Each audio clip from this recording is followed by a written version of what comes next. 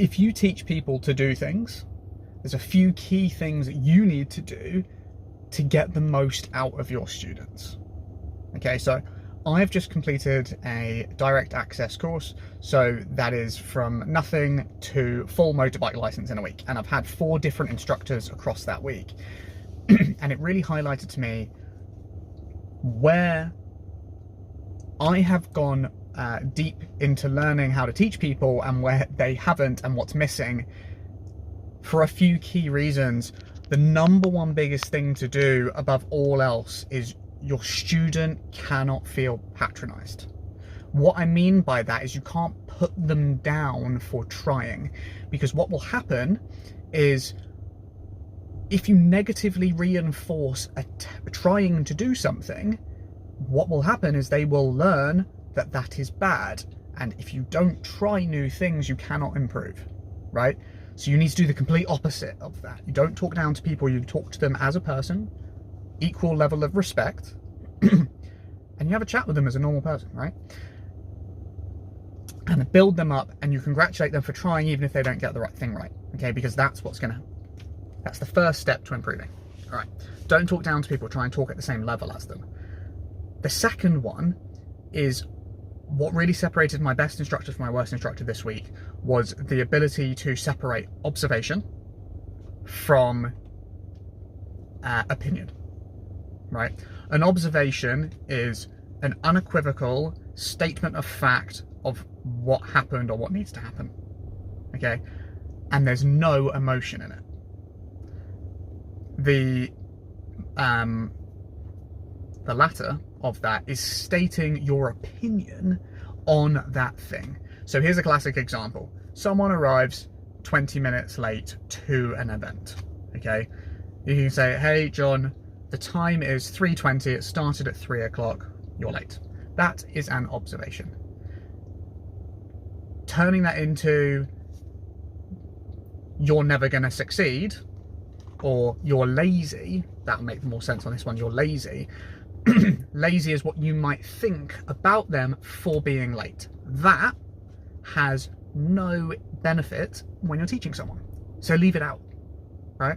Leave your opinion, your adjectives about the observation out of the equation. It doesn't help anybody. And then when you focus on the next step, so you have observed and highlighted an area that was not correct, you then have to tell them what to do next time, what behaviors or actions need to be taken. Again, removing arbitrary bundled terms. So let's take this example, 20 minutes late, good.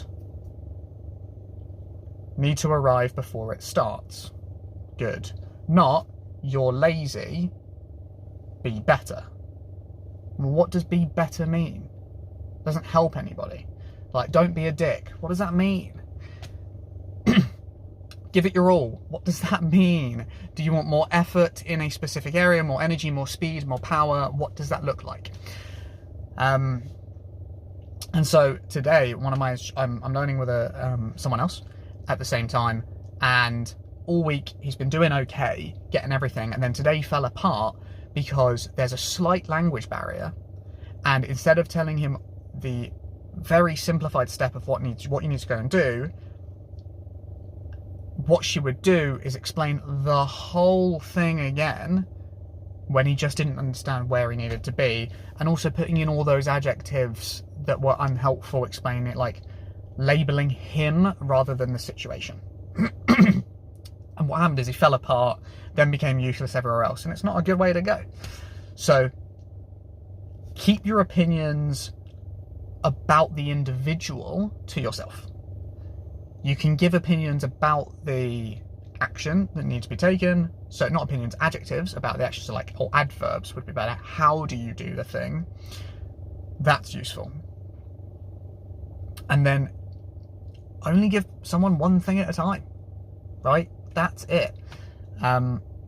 If you give them too many things at once, it's too hard for people to learn. Now, there's different levels of intelligence. More intelligent people can do more things more quickly. Most people fall in the average and so can handle one instruction at a time, okay?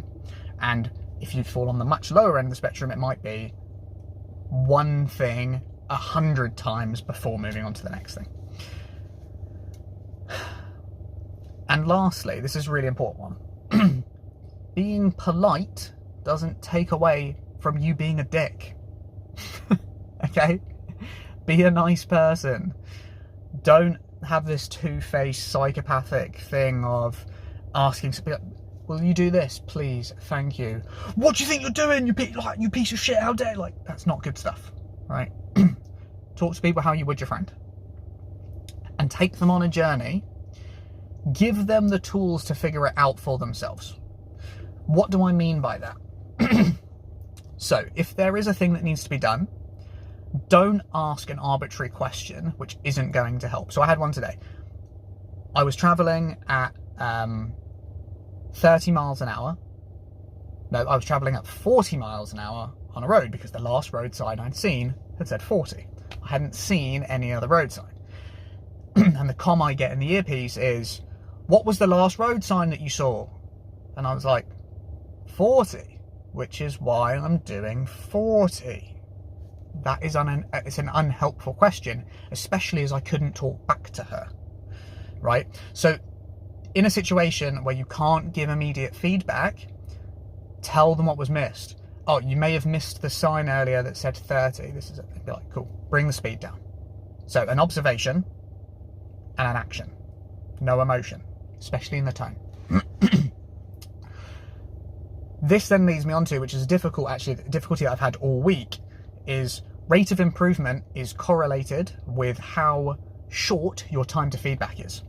So what I mean by that is, you attempt something, there's an error, you tell them what the error is, the observation, you tell them the action to do next time, and the faster that you can give the observation and the action to their attempt at doing it and allow them to go again, the faster they will improve.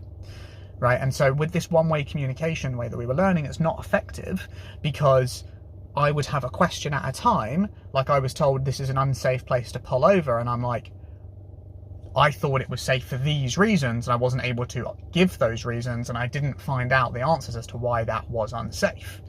I was just told it was unsafe. I'm like, well, I need more than that, because you told me to pull over somewhere that was safe, so I pulled over somewhere that I thought was safe. And then asking, does this look safe to you, is not a helpful question, because the answer is obviously yes, because you asked me to pull over somewhere that looks safe. So I thought, this looks safe, and I pulled over. Duh. So decrease the time to feedback. So what I mean by that is, in this example, hey, pull over somewhere that looks safe. Cool, I pulled over. Right, thanks for pulling over. It is unsafe for these reasons. You were 12 feet from that exit, and you're on double yellow lines, and you've just turned into there. Okay, so the next time you pull in, make sure you're more than 12 feet away from a junction. Okay, so then you go again. Right, pull in when you think it's safe. Pull in. Great, you're more than 12 feet for a junction. Fantastic. This time it's unsafe because you're parked opposite a junction. Go again. Right, pull over when it's safe. Okay, pulled over. Great, you're more than 12 feet from a junction. You're not opposite one. Perfect, you've nailed it. And now the person has learned. Ta-da! It's really difficult to learn if you don't get the feedback on what to do next and an attempt to go again. So, let's recap the entire video of what makes a fantastic teacher. Obviously this question is massive and there's so many things I haven't covered, but a few basic things would drastically improve this. Okay, focus on observations, not opinions, about the person. So observations of what is done, actions to take or behaviours that need to be taken going forwards. Get that done, the time for the observation and the feedback as short as possible, and let them retry. Don't patronise people. And what do I mean by that? Don't talk down to them. Talk to them as a normal person, like your friend. And leave your opinion or something that is any words that are associated to their personality separate. Right? It's not personal. This is what was done. This is what we need to do next time. Got any questions? Great, let's have a go. That is the majority of what makes a good teacher. right? To transfer knowledge. That's pretty much it. And then the very last one, again, like talking about my partner today, is convey a message at the appropriate level for the person that is receiving it. If there's a language barrier, use simpler language. Be very clear and concise and small about the action that needs to be taken. One small action at a time. All right? And then just be a nice person. That's pretty much it. Have a laugh, have a good time, make them feel good, encourage them to give it a go, celebrate when they do things well. And that's pretty much it. Cool. How to be a great teacher. Peace out.